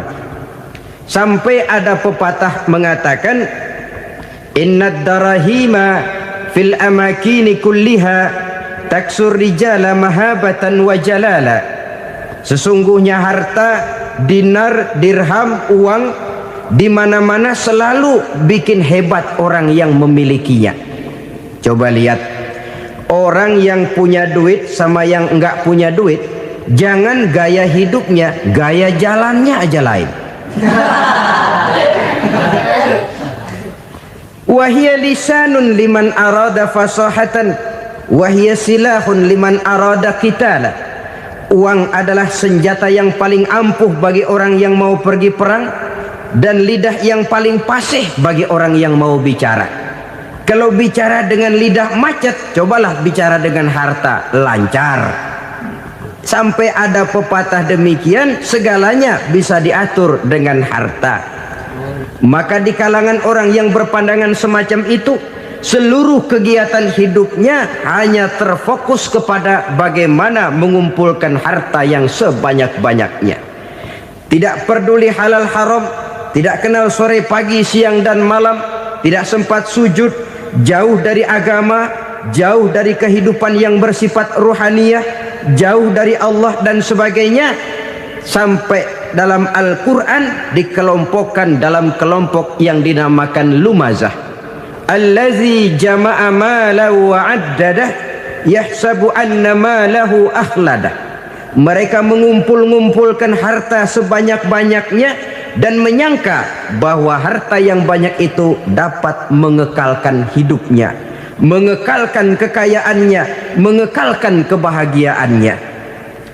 Saudara hadirin yang berbahagia, kalau pandangan hidup ini benar, artinya kalau harta memang merupakan satu-satunya hal yang dapat membuat orang bahagia, tentu di rumah mewah tidak akan pernah ada tangis derita. Tentu di satu tempat di mana fasilitas hidup serba menunjang tidak ada yang namanya penderitaan. Tapi suka dan duka, sedih dan gembira, senyum dan tawa adalah milik setiap orang, baik dia punya harta maupun dia tidak punya harta. Nyatalah bahwa harta semata-mata bukan merupakan jaminan bahwa orang akan bahagia, walaupun tanpa harta orang sulit untuk bahagia. Saya mau cerita, ada orang super kaya, namanya Aristotle Onesius, raja tanker Yunani. Dia punya kapal tanker saja konon sampai 11 banyaknya. Punya perusahaan penerbangan yang disebut Olympic Airlines. Punya hotel di berbagai kota besar di dunia ini, sejak dari New York, London, Paris, Rome dan sebagainya. Bahkan punya pulau yang dia namakan Pulau Scorpio. Ini kan namanya sudah kaya nggak tanggung-tanggung, punya pulau. Nah, dia punya 2 orang anak, yang satu laki-laki namanya Alexander, yang satu perempuan namanya Maria Onesius. Seluruh harapannya tertumpah kepada anak lakinya Alexander ini, yang akan meneruskan usahanya, meneruskan kekayaannya, meneruskan dinastinya. Apa yang terjadi? Ternyata anak yang dia harapkan yang bernama Alexander ini mati muda dalam kecelakaan pada waktu dia olahraga. Apa olahraganya? Namanya olahraga anak orang kaya, golongan jet set. Olahraganya olahraga pesawat terbang. Jatuh, ya nggak kapungut, habis mati.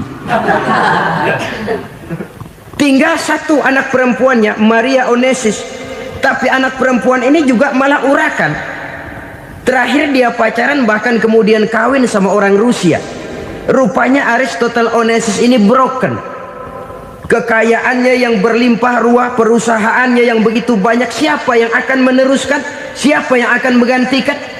Sampai kemudian dia mengurung diri di Pulau Scorpio dan mati di sana secara mengenaskan. Seorang multi jutawan, seorang yang super kaya, mati menyendiri di pulau sepi. Ibarat kata pepatah, anak ayam mati di lumbung. Bukan kekurangan makanan, keurugan makanan.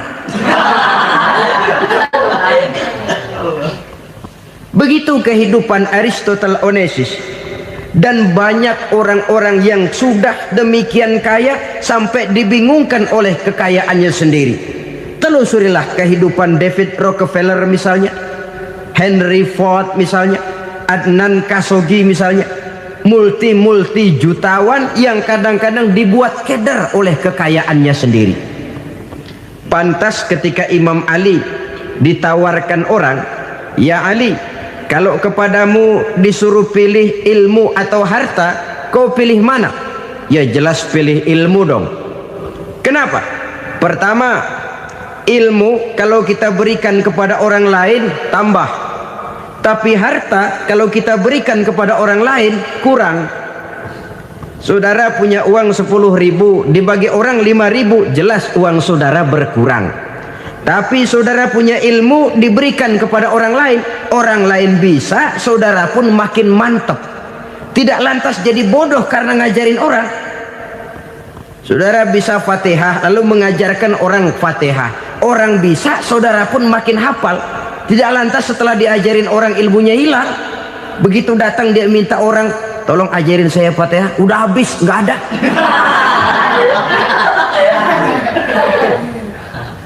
Yang kedua kata Imam Ali, ilmu menjaga kita.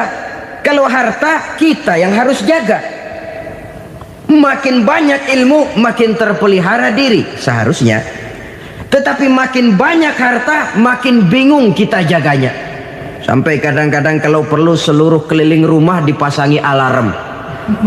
Belum cukup disewakan anjing besar-besar, pasang di depan pintu, awas anjing galak. Masih belum cukup juga, cari centeng tukang-tukang kepruk jaga rumah. Masih terasa belum aman, padahal rumahnya dikelilingi tembok besar. Di balik tembok ada pintu-pintunya tebal. Di balik pintu itu terbuka masuk kamar, kamar pun ada pintunya, pintunya pun kuat. Masuk ke dalam kamar ada lemari, lemarinya pun pintunya kuat, dikunci, kuncinya pun kuat. Tapi terhadap seluruhnya yang timbul cuma sekedar was-was saja. Kesimpulannya sekali lagi, tanpa harta orang memang sulit untuk bahagia. Tapi harta semata-mata tidak merupakan jaminan orang akan bahagia. Dengan hati yang luas, itu modal utama untuk mencapai kebahagiaan hidup. Orang yang hatinya luas, saudara-saudara, punya hati yang lapang, melihat kenyataan hidup ini, dia bersyukur senantiasa kepada Allah. Lantas tidak timbul hasud dan iri hatinya. Oleh karena itu jiwanya selalu lapang. Kalau tidak, cupik hati namanya, dangkal pandangan, tidak senang melihat orang lain dapat nikmat, dan itu sering dijadikan contoh. Kalau orang yang lapang dada, dia lihat tetangganya beli TV baru, dia berkata, alhamdulillah ya, tetangga kita beli TV, mudah-mudahan kita bisa ikut nonton. Lapang dadanya. Tapi orang yang sempit hati, lihat tetangga beli televisi, meriang. Enggak diapa-apain, meriang. Besoknya dengar tetangga beli motor, makin sakit, ke rumah sakit. Lalu di rumah sakit dengar tetangganya beli mobil, mati. Disiksa oleh perasaannya sendiri. Orang kalau hati sudah sempit dalam hidup, kemanapun dia pergi, sempit rasanya medan kehidupannya. Kemudian kita melihat juga ada orang yang menilai bahwa bahagia itu katanya kalau punya kedudukan yang tinggi, pangkat yang agung, wibawa yang besar. Mungkin betul, tapi mungkin juga tidak. Bergantung kepada hati orang yang punya pangkat itu. Sama dengan harta tadi. Harta akan membawa bahagia kalau dia jatuh ke tangan orang yang berhati lapang. Tapi harta akan jadi bencana kalau jatuh ke tangan hati orang yang sempit. Pangkat akan membawa bahaya kalau jatuh di tangan hati orang yang sempit. Lebih dari itu, kenyataan mengajarkan kepada kita bahwa ternyata pangkat dan jabatan tidak selamanya memberikan kebahagiaan dalam kehidupan. Bahkan resikonya kelewat besar. Beberapa bukti kita bisa ambil dari para pemimpin dunia yang menjadi korban lantaran pangkat dan jabatan yang disandangnya. Saudara ingat Presiden Abraham Lincoln dan John Kennedy dari Amerika? Dibunuh orang. Park Chung-hee dari Korea Selatan, Ziaur Rahman dari Bangladesh, Anwar Sadat dari Mesir, terakhir Indira Gandhi dari India, menjadi korban dari pangkat dan jabatan yang disandangnya dari orang-orang yang tidak senang dia memegang jabatan itu. Dia akan mudah mengundang bencana, sehingga pantas kalau seorang presiden terkemuka Amerika, Harry Truman namanya, dia mengatakan jabatan presiden itu, kata dia, seperti orang nunggang macan, naik macan, harus kita taiki, kalau enggak dia bakal nerekam kita, ngeri katanya. Adapun orang yang hatinya lapang, kalau dia menerima pangkat dan jabatan, dianggapnya itu satu kesempatan untuk berbuat baik. Tapi orang yang berhati sempit, menerima pangkat dan jabatan, bukan kadang-kadang menerima, malah berusaha setengah mati mencapai dengan segala cara. Kalau perlu jilat atas, jilat atas. Jadi golongan sumuhun dawuh. Jadi kelompok kulon nuwun, yes sir, yang kerjanya cuma oke bos. Kalau perlu jilat atas, jilat atas. Kalau perlu injak yang bawah, injak yang bawah. Perlu sikut kiri kanan, sikut kiri kanan. Yang penting pangkat dapat, jabatan dapat. Orang yang semacam ini, kalau sudah mempunyai pangkat dan jabatan, biasanya dia tidak menganggap itu sebagai amanah, tidak menganggap sebagai kesempatan berbuat baik, tapi malah kesempatan untuk memperturutkan hawa nafsunya yang dilatar belakangi oleh kesempitan hatinya tadi. Apalagi kalau orang memperoleh pangkat karena banyak mengeluarkan uang, seakan-akan pangkat dan jabatan itu sekarang macam proyek pakai tender. Siapa yang berani bayar segini naik, nggak berani minggir. Padahal logikanya, kalau orang mencapai satu jabatan karena banyak mengeluarkan uang, hampir bisa dipastikan bahwa setelah jabatan itu dia pegang, langkah pertama yang akan dilakukannya ialah berusaha bagaimana uang yang dia keluarkan supaya kembali. Ya paling kurang pulang modal dulu dong. Soal mikirin rakyat soal nanti, tapi ini modal harus pulang. Itu celakanya kalau orang memperoleh pangkat dan jabatan cuma karena banyak mengeluarkan uang. Jarang orang yang mempunyai keyakinan dan pandangan bahwa pangkat dan jabatan merupakan amanah. Jadi sekali lagi, pangkat dan jabatan mungkin saja membawa kebahagiaan kalau jatuh ke tangan orang yang berhati lapang. Tapi bisa jadi bencana kalau dia jatuh ke tangan orang yang mempunyai hati yang sempit. Dan lagi-lagi stresnya hati yang lapang. Lalu sebagian orang, saudara, ada yang berpandangan katanya bahagia itu kalau jadi orang terkenal, mempunyai popularitas, menjadi idola di kalangan remaja, di kalangan orang tua, di segala lapisan masyarakat. Padahal makin populer orang makin terikat dia. Ya kalau macam kita ini kan nggak punya nama, nggak populer, tengah malam buta mau nongkrong di warung Tegal aman. Tapi pangkat, jabatan, kedudukan, popularitas menyebabkan kita diikat dengan berbagai macam peraturan. Cuma mandi sama ke WC saja yang nggak dikawal.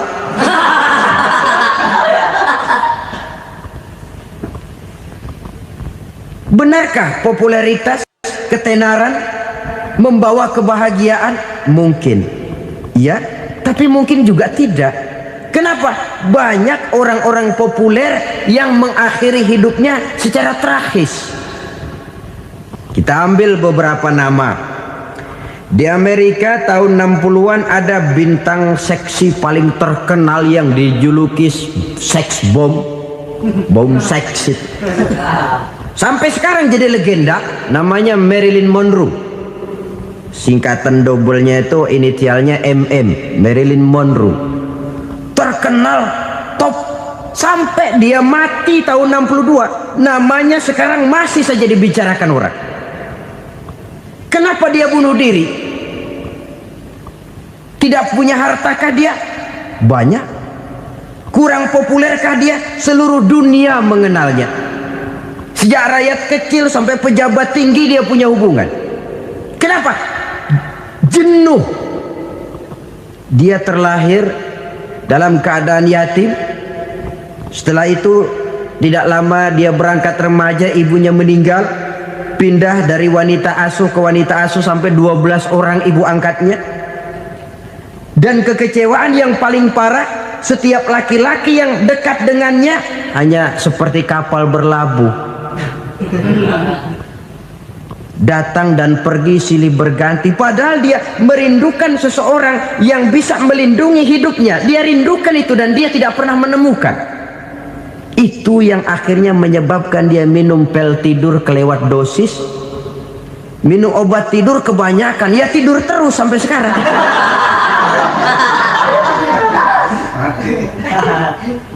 Dia mengakui Saya telah memiliki ketenaran, tapi saya tidak pernah hidup dalam ketenaran itu. Saya pandai main sandiwara, tapi saya ingin hidup dalam alam yang real sebagaimana umumnya orang. Itu yang dia rindukan. Menyusul jejak yang namanya Marilyn Monroe ini, Billie Holiday, saudara kenal tentu, di rumah sakit dirawat. Dia juga minum obat overdosis, mati lagi. Jimi Hendrix minum obat tidur overdosis kelewat batas, mati lagi. Lalu yang menghanyutkan diri di danau, Janis Joplin dan Brian Jones. Ini orang-orang populer, orang-orang terkemuka yang mengakhiri hidup secara tragis, bukan karena tidak terkenal, mungkin karena sudah saking terkenalnya. Contoh paling belakangan, Bruce Lee. Wah, ini tukang-tukang keprok tentu kenal siapa dia. Sampai sekarang pun tabir kematiannya masih merupakan misteri. Dan yang masih hidup juga menunjukkan gejala yang aneh. Michael Jackson, rumahnya di Beverly Hills itu dijaga sedemikian rupa, dan dia selalu curiga kepada setiap makanan harus steril, bersih dari segala macam kimia. Kemana dia pergi, itu tukang-tukang keprok sudah selalu menjaga dan mengawal, dan dia seakan takut menunjukkan mukanya yang asli. Hingga kalau tampil ke tengah di luar show, dia kadang memakai pakaian yang tidak menunjukkan dia yang sebenarnya, takut dikenali orang. Ternyata popularitas sering jadi momok yang meracuni kehidupan manusia. Oleh karena itu, benarlah junjungan kita pada saat beliau mengajarkan orang akan bahagia kalau dia mempunyai hati yang lapang. Nah, sekarang masalahnya untuk mendapatkan hati yang lapang, caranya bagaimana? Kita kembali kepada konsep Quran. Allah mengajarkan, ala inna bidzikrillahi tatmainnul qulub. Ketahuilah bahwa dengan banyak mengingat Allah, hati akan tenang, jiwa akan lapang. Dengan kata lain, dekat dengan agama, merasakan kehadiran Allah dekat dalam hidup. Itu muara pertama untuk mencapai hati yang lapang. Ala inna bizikrillahi tatmainnul qulub. Jangan macam orang sekarang ingin mendapatkan ketenangan lalu tapak di puncak gunung, di gua-gua, di tempat sepi. Iyalah kalau nggak ada ular. Kalau tergigit ular berbisa, ketenangan belum, mati jelas itu. Islam positif untuk mendapatkan ketenangan. Ala inna bizikrillahi tatmainnul qulubi. Bahwa ketahuilah bahwa dengan banyak mengingat Allah, hati akan tenang, jiwa akan lapang, nuansa pikiran akan luas. Karena yang namanya bahagia ada dimanapun manusia berada. Di kampung ada bahagia, di kota ada bahagia, di ngarai, di lembah, di gunung, di hutan, di lautan, di angkasa luar, dimanapun bahagia itu ada kalau kita bermodalkan hati yang lapang ini. Dan hati akan lapang kalau kita dekat dengan agama. Dekat dengan harta buat sementara hati mungkin tenang, tapi ketenangan yang relatif dan temporer. Apalagi orang tiap kali tambah harta, tiap kali tambah rencana. Itu wajar. Mungkin sebelumnya saudara berpikir, kalau punya duit 5.000 enak nih. Begitu punya duit 5.000, aduh sayang kalau 10.000 aja. Tiap kali tambah harta, tiap kali lain rencana. Makin banyak rencana, makin menjauhkan kita dari yang namanya ketenangan. Padahal ketenangan merupakan unsur utama untuk mencapai bahagia. Dan ketenangan itu bermuara dalam hati manusia. Tengoklah kehidupan ini. Orang yang banyak harta dengan orang miskin, berbedakah rasa sakit yang mereka tanggungkan? Rasanya tidak. Walaupun si kaya tidur di kasur empuk berselimutkan sutra mahal, sementara si miskin meringkuk di balai bambu yang keras dan kasar. Apabila maut datang, dia juga tidak pernah pilih bulu. Maut datang menjemput si kaya di singgasana keemasannya, dikelilingi oleh para pengasuh, dayang dan idang serta para pengawal. Dan maupun datang menjemput si miskin papa sehingga ia tergelepar di tepian jalan. Kedua-duanya bernama mati. Kalau nyata bahwa sakit yang ditanggung si kaya tidak beda dengan sakit yang ditanggung si miskin, bukan harta semata yang membuat orang bahagia. Hati yang tenang, jiwa yang lapang penuh kedamaian karena banyak berzikir dan mengingat Allah, itu merupakan modal utama untuk mencapai sesuatu yang bernama bahagia.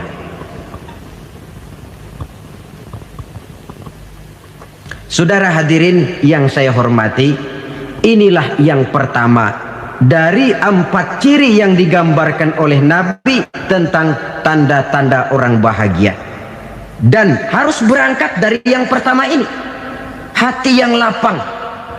Ini yang harus kita miliki lebih dahulu, baru nanti akan menyusul kepada poin yang ketiga, kedua dan selanjutnya.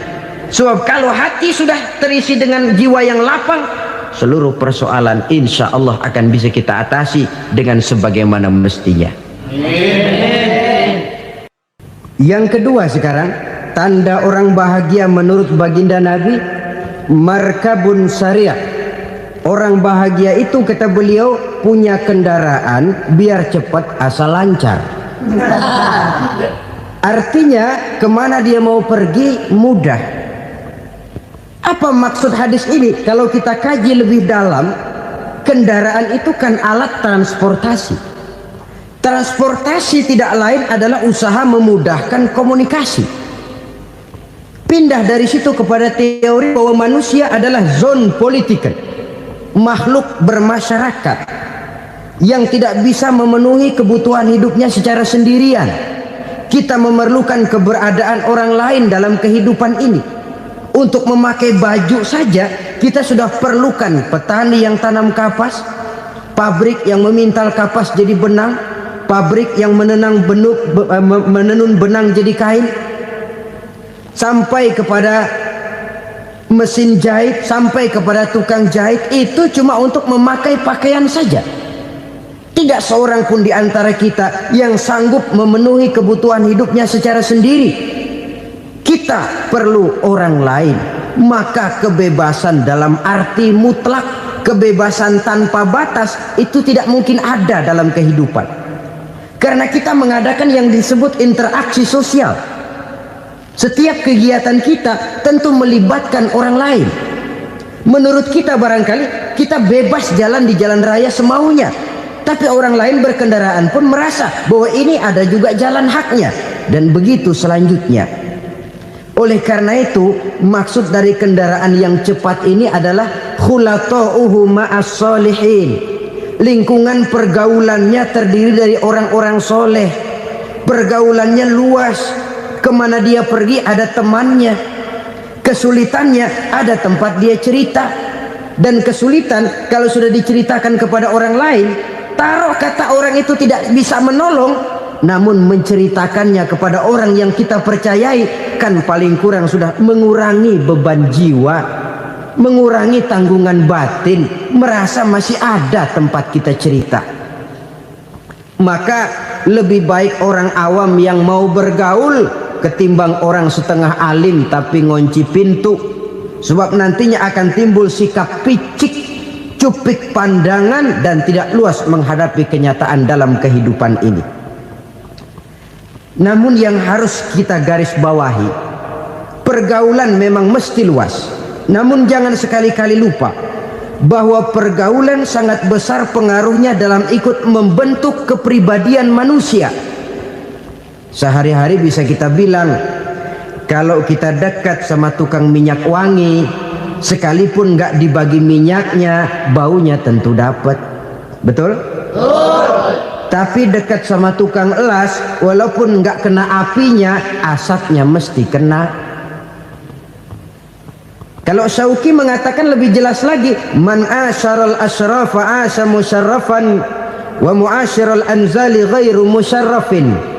awalam taral jildal hakira muqabbalan bisagri lamma sara jildal mushaf. Siapa yang bergaul dengan orang mulia, dia bakal ikut menjadi mulia. Tapi siapa yang berteman dengan orang hina, dia tidak bakal ikut menjadi mulia. Tidakkah kau lihat, kata Syauqi, kulit kambing yang hina pun dicium orang ketika menjadi kantong Quran. Kulit kambing hina, kalau dia sendirian gak ada yang mau cium. Tapi begitu dia bergaul dengan Quran, menjadi kantong Quran, dipakein minyak wangi, ditaruh di tempat yang tinggi, mau diambil dicium dulu, dibawa dengan penuh hormat dan hati-hati. Kulit kambing yang hina lantaran berteman dengan Quran, numpang mujur. Tapi coba lihat kalau kulit kambing berteman dengan kayu, jadi beduk, habis. Zohor dikemplang, asar dipukul. Itu pun sedikit saja, cuma salah milih teman. Yang temennya Quran dihormati orang, yang temennya kayu lantaran jadi beduk, gelap-gelap subuh orang udah kemplangi.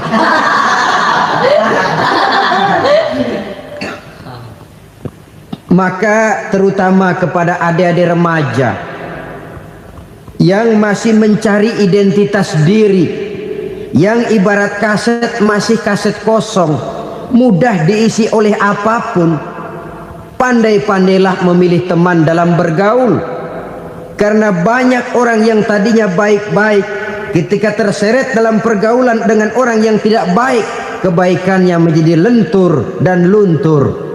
Tapi berapa banyak bajingan-bajingan tengik, orang-orang yang berlumur noda dan dosa, tiap hari melakukan maksiat, namun bergaul dengan orang yang baik-baik, pada akhirnya sedikit demi sedikit beringsut dan berangsur dia terbiasa mengikuti kebaikan-kebaikan. Saya tekankan ini kepada remaja karena mereka masih mencari identitas diri. Apa yang mereka lihat mereka mau, apa yang mereka dengar mereka ingin tahu. Coba lihat kehidupan remaja. Pulang nonton film Rambo, pengen jadi Rambo, gagah, maunya belekai melulu. Pulang nonton film Superman, pengen bisa terbang. Pulang nonton India, nyanyi melulu. Wajar, mereka masih mencari identitas diri. Saya ini sebenarnya siapa? Lingkungan, pergaulan akan membentuk itu. Karena itu pandai-pandailah bergaul, karena ia sangat besar pengaruhnya dalam ikut membentuk kepribadian manusia. Apalagi sifat yang jelek lebih cepat menularnya ketimbang sifat yang baik. Sifat yang baik, watak yang soleh itu lambat sekali untuk menular. Tapi yang tidak baik, kan prosesnya mah kalau remaja biasanya mula-mula dengar. Karena dengar lalu pengen tahu. Karena pengen tahu lalu ngeliatin. Begitu ngeliatin kan pengen nyobain. Setelah nyobain ketagihan. Nah ini prosesnya. Yang namanya ganja, morfin, narkotik, awalnya kan begitu. Mula-mula denger, katanya kalau sudah fly to the sky, sudah melayang ke langit, katanya disitulah puncak kebahagiaan. Mulanya cuma denger. Karena denger pengen tahu. Karena pengen tahu lalu ngeliat, kumpul sama orang yang suka ngeganja. Setelah ngeliat, nah pengen ngerasain. Begitu ngerasain enak juga, ketagihan. Kalau sudah ketagihan jadi penyakit kronis, bisa merembet kepada yang lain. Iya, kalau orang tuanya mampu untuk beli morfin, beli ganja. Kalau tidak kan pikirannya ngayap, jemuran siapa ya gue sabet. Timbullah perbuatan-perbuatan negatif yang bermula dari salah pergaulan. Apalagi buat adik-adik remaja yang tinggal di kota-kota besar, yang pengaruh budaya, pengaruh kesenian, pengaruh struktur kehidupan yang nampak makin individualistis, di mana persaingan tajam, tensi ekonomi tinggi, orang mudah mengalami stres. Pandai-pandailah dalam bergaul, sekali lagi, karena ia sangat besar pengaruhnya dalam ikut membentuk kepribadian manusia. Orang bahagia punya kendaraan yang cepat. Artinya punya pergaulan yang luas dan lingkungan pergaulannya terdiri dari orang-orang yang soleh. Kemana dia pergi ada teman, kesulitannya ada tempat dia cerita. Tapi kalau sudah menyendiri, hidup sendiri, kesulitan dipikiri sendiri, bisa mati belum waktunya. Tidak ada tempat berbagi rasa, tidak ada tempat bercerita, tidak ada tempat mengurangi beban dalam kehidupan. Pantas betul kalau Islam sangat menggalakkan dan menganjurkan orang kalau sudah sampai waktunya itu untuk melangsungkan nikah. Kata Nabi, ya ma'syaras syabab man istata'a minkumul ba'at falyatazawwaj. Hai para pemuda, kalau sudah mampu memberi nafkah, kawinlah, nikahlah kamu. Kenapa? Sudah ada teman hidup, tempat berbagi rasa. Kesulitan kalau ada tempat cerita akan lebih ringan ketimbang kita telan sendiri, walaupun bobot kesulitannya sama beratnya. Saudara-saudara kaum muslimin rahimakumullah, inilah ciri yang kedua, punya kendaraan biar cepat asal lancar. Kemana kita mau pergi gampang.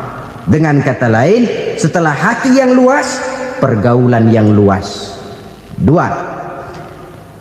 Yang ketiga sekarang, tanda orang bahagia itu menurut Nabi, misbahun mudhi'un, punya lampu yang terang. Oh, itu enggak problem. Sekarang sudah zamannya listrik masuk desa, Pak. Lampu sudah terang semua. Betul, kalau itu yang dimaksud. Tapi tidak cuma itu. Karena lampu yang dimaksud di sini, lampu yang akan menerangi seluruh perjalanan hidup. Dan perjalanan hidup itu sudah dimulai sejak kita terlahir ke alam ini sampai masuk ke alam barzah, kumpul di padang mahsyar sampai ke akhirat. Lampu yang menerangi itu yang diperlukan. Kalau lampu, katakanlah yang paling top sekarang kan lampu jenis Mercury. Taruhlah itu di rumah kita, dia cuma menerangi rumah kita, menerangi hati pun tidak sanggup. Bila kita masuk ke alam barzah, alam kubur, sanggupkah si Mercury yang begitu terang menerangi alam barzah kita? Tidak sanggup lagi. Sanggupkah lampu yang ratusan watt, bahkan puluhan ribu watt menerangi kehidupan di padang mahsyar? Tidak akan sanggup lagi. Kalau demikian, yang dimaksud lampu yang terang di sini apa? Tidak lain amal soleh, kebajikan yang kita lakukan dalam hidup. Itu yang akan jadi lampu penerang. Di dunia nama kita akan terang, jasad kita boleh hancur terkubur tanah, tapi nama kita akan dikenang orang. Begitulah kalau orang meninggalkan kebajikan dalam hidup seperti sekarang. Ribuan orang tiap saat berziarah ke kubur Imam Syafi'i, ke kubur Imam Malik, ke kubur Imam Ghazali, ke kubur orang yang baik-baik, orang yang soleh-soleh. Kebajikannya yang ditinggalkan, yang mengukir namanya dengan tinta emas, sehingga saudara sudah terbaring di alam kubur.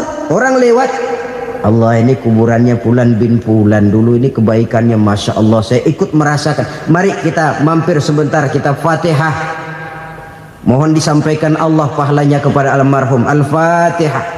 Itu kalau orang baik-baik.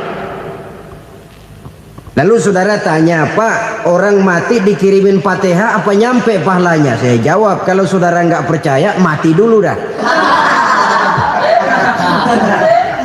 Nanti saya Fatihain, tungguin di sana. Umpama nggak sampai, balik lagi kemari. Sekarang ini kan maunya otak-otakan saja. Kalau nggak masuk otak, nggak percaya. Padahal alam gaib itu nggak bisa diotak-otakin. Sama saja dengan saudara pernah dengar cerita kapal Tampo Mas tenggelam kan? Pernah nggak? Di mana? Ya, di laut Masalembo. Begitu ke Tampo Mas tenggelam, ratusan penumpang itu terjun ke laut, dipermainkan gelombang, berjuang menghadapi maut itu. Orang lagi timbul tenggelam di lautan, dihantam ombak, kita tengokin pakai helikopter. Pak, lagi timbul tenggelam ya? Iya, tolongin. Jangan khawatir Pak, nih saya kirim intan Pak, harganya 10 juta. Kira-kira orang yang timbul tenggelam di laut seneng nggak? Kan mahal toh intan 10 juta. Kenapa? Kenapa dia nggak senang? Karena Intan 10 juta dalam kondisi seperti itu tidak sanggup menyelamatkan dia. Dia akan girang kalau dikirimin ban mobil bekas, dikirimin papan terentang atau bambu. Intan yang 10 juta dia nggak girang, ban mobil bekas yang 1000 perak tuh pegang, itu yang dia girang betul. Inilah sebabnya Nabi berkata, mal mayyitu fi qabrihi illa kal ghariqil mutaghawwis. Orang yang meninggal di alam kuburnya seperti orang timbul tenggelam di lautan. Yantaziru da'watan min ahli, menunggu doa dari keluarganya yang masih hidup. Duh, bapak saya sudah meninggal, saya sayang benar sama dia. Kirimin kulkas ke kuburannya Itu sama saja dengan tadi orang tenggelam di lautan dikirimi intan yang harganya 10 juta, ndak sampai. Begitulah kalau kebajikan yang kita tinggalkan dalam hidup, sudah mati pun kubur kita masih diziarahi orang. Tapi kalau jahat yang kita tinggalkan, boro-boro lah orang mau doa lewat dekat kuburan kita juga serem. Tuh bajingan dulu mati dipendem di situ tuh. Jangan lewat situ, ntar kesurupan, jangan. Lewat saja orang ngeri. Konon lagi membacakan Fatihah dan mengirimkan doa. Hidup pada hakikatnya adalah kesempatan untuk berbuat baik. Maka sekali kesempatan itu diberikan, manfaatkan dengan sebaiknya. Sebab kesempatan kedua tidak akan pernah ada. Kesempatan berbuat baik di sini, di akhirat sudah pembalasan namanya. Sekali kesempatan itu dicabut, dia tidak akan pernah dikembalikan lagi. Kata Iqbal, hidup tidak mundur ke belakang, Bung. Berhenti diinjak orang, mundur hancur. Tidak ada kata mundur dalam hidup ini. Berhenti diinjak orang, mundur kecebur. Tidak ada kata lain, harus maju dalam kehidupan dalam artian yang positif. Hidup adalah kesempatan untuk mengumpulkan kebajikan yang sebanyak-banyaknya. Di situ nilai daripada manusia. Sekarang ini memang nggak kelihatan kok, orang yang banyak pahala sama yang banyak dosa nggak kelihatan kok. Barangkali kalau habis bikin dosa palanya pada benjol, mungkin orang takut sama dosa. Tapi sekarang sama saja, orang yang banyak dosa dengan yang nggak banyak dosa jalan bareng dari belakang, sama, nggak kelihatan beda. Tapi ada waktunya di mana pahala memegang peranan, di mana dosa diperlihatkan. Sama saja kalau kita bawa mobil siang, lampu kan nggak begitu berfungsi. Apa lalu bilang, alah ini lampu berat-beratin, copot-copotin aja dah. Tidak perlu begitu. Kenapa? Pada suatu saat malam senja akan datang. Bila matahari terbenam, senja pun datang, gelap mulai merayap, disitulah baru terasa perlunya lampu. Pahala begitu. Sekarang orang yang nggak ada pahalanya nggak kelihatan dalam kehidupan. Tapi pada suatu saat senja kehidupan akan datang. Ajal merenggut nyawa, malam merayap, dan hidup mulai diliputi kegelapan di alam barzah. Dikala itu kalau nggak punya lampu, alangkah malangnya kita. Sebab amal yang baik, kata Nabi, di alam barzah itu akan diciptakan menjadi perempuan yang cantik menemani kita. Amal yang jahat akan menjadi orang yang paling jelek nemenin kita. Sudah di tempat gelap yang nemenin jelek.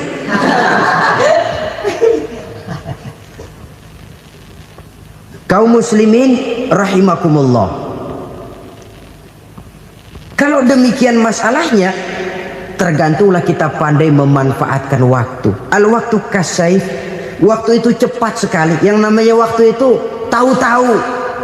Tahu-tahu udah tahun 87. Tahu-tahu udah begitu. Tahu-tahu yang kemarin anak-anak, sekarang udah pada punya anak. Tahu-tahu saja itu. Begitu cepat waktu berlalu. Kalau tidaklah pandai kita memanfaatkannya, akan rugi kita. Nabi bersabda, man kana yaumuhu khairun min amsihi fahuwa rabih. Barang siapa yang hari ini lebih baik daripada hari kemarin, itu orang untung. Hari ini lebih baik daripada kemarin. Bulan ini lebih baik dari bulan kemarin. Tahun ini lebih baik dari tahun kemarin. Itu orang yang beruntung. Tahun kemarin sembayangnya maghrib doang, sekarang udah tambah isya.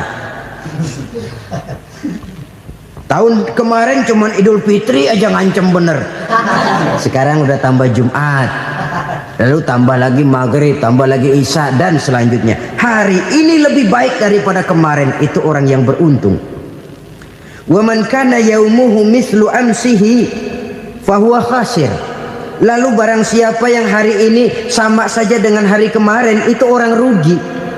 Hari ini sama dengan kemarin, rugi itu. Bulan ini begitu, bulan kemarin begitu, tahun ini begitu, tahun lalu juga begitu. Rugi itu orang. Rugi apa? Rugi umur. Umur tambah, amalan gak pernah tambah. Dan saya pikir lebih merupakan azab ketimbang nikmat kalau orang dikasih panjang umur cuma untuk numpuk dosa. Mending mana? Panjang umur banyak dosa sama pendek umur dikit dosa? Mending mana? Mending mana? Ya, paling mending tentu panjang umur banyak pahala. Tapi kalau tidak, sekali lagi, lebih merupakan azab ketimbang nikmat kalau orang diberikan panjang umur tapi cuma untuk sekedar menumpuk dosa. Kehilangan kesadaran bahwa dunia bukan terminal akhir dari satu perjalanan. Dia cuma halte di mana kita berhenti sebentar untuk menuju kepada terminal yang hakiki. Saudara-saudara kaum muslimin rahimakumullah, inilah lampu yang akan menerangi kehidupan, amal yang kita lakukan di dalam kehidupan. Jadi yang dimaksud dengan lampu yang terang, kebajikan yang kita kerjakan dalam hidup. Nah, setiap orang di awal tadi saya bilang ingin bahagia. Bahagia itu kan hakikatnya kumpulan senang dan selamat. Senang, selamat. Apa bedanya? Senang tapi tidak selamat, nggak bahagia. Selamat tapi nggak senang, nggak bahagia orang. Contoh, kalau orang korupsi, duitnya banyak, senang dia, tapi keselamatannya. Ada tentara baris di samping rumahnya udah bingung, padahal tentara latihan. Tentara cuma latihan, dia bingung. Senang, tapi karena keselamatannya tidak terjamin, dia tidak bahagia. Sebaliknya pegawai negeri jujur benar, cuma segaji-gajinya, selamat nggak korupsi tapi melarat, ya nggak bahagia juga, kurang senang. Kesenangan dan keselamatan untuk dunia saja, ya sekali lagi, kalau cuma sekedar untuk dunia saja bisa dibeli pakai uang, bisa dibeli pakai uang. Saudara ingin selamat bisa dibeli pakai uang, saudara ingin senang bisa dibeli dengan uang. Tapi setelah mati masuk ke alam barzah, habis kekuasaan uang.